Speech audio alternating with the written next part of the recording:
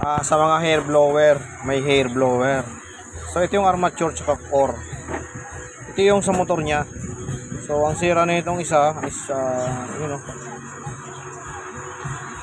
so sabi ng may-ari umuusok daw.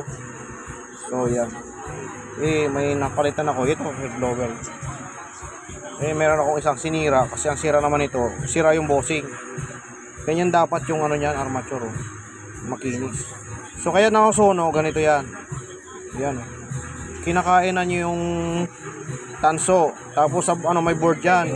Kaya nangangamoy sunog. So sasalpak natin dito yan. Yan, ipapahit natin. Air blower sa mga salon. Ito yung heater niyan sa loob. Dito yung motor. So, magpapahit lang tayo ng tawag nito, armature.